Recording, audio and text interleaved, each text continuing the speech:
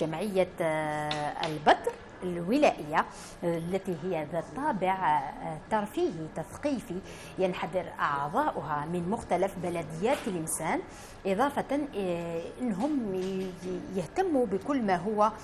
ثقافة وكذلك دراسة ومطالعة من خلال هذه النشاطات المختلفة اللي نلاحظوها في الميدان، وهي رافعين شعار ملتزمون بالتميز وتميزنا للوطن، نظم ورشات للمطالعة في الحدائق والغابات لفائدة الطفولة، وهذا حتى أنها صار وتفيق أنها تساعد أطفالنا أنهم يبعدوا على واحد الظاهرة اللي نشوفها خطيرة، أنهم يتقربوا من الهواتف النقالة بشكل دائم، من خلال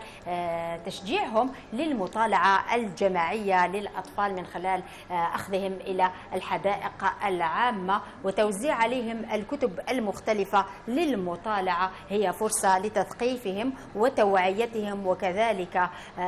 إبعادهم عن الهواتف النقالة. هذه المبادرة القيمة اللي قامت بها جمعية البدر الثقافية الترفيهية اللي متواجدة على مستوى ولاية تلمسان نثمنوها، وحتى أنها عندها مشاريع أخرى أيضا تفيق وصار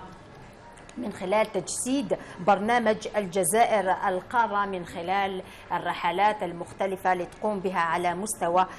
ولاية تلمسان وحتى الولايات المجاورة وعلى مستوى الجنوب الجزائري، وعندها أيضا في كل مرة حملات تحسيسية توعوية في مواضيع متعددة، مخاطر الآفات الاجتماعية مثل التدخين، المخدرات، وكلها هذه المبادرات تقوم بها هذه الجمعية، وكذلك التحسيس بالمحافظة على البيئة،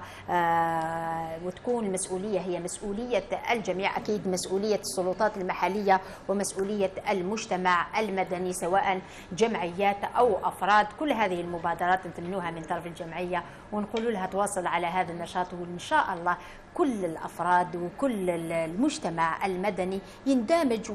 وينخرط في هذه الجمعيات، لأن ماذا بينا صار وتوفيق نشوفوا أطفالنا مثقفين متربيين ونربوهم على سلوكات إيجابية من تنظيف المحيطات، تنظيف البيئة عفوا، وكذلك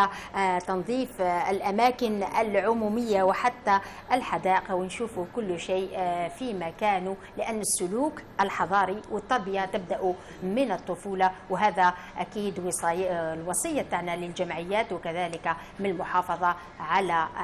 هذه الناشئة. أكيد فوزية هي جمعية من الغرب الجزائري، جمعية البدر بتلمسان، تنشط على الجانب الثقافي والترفيهي والبيئي أيضا.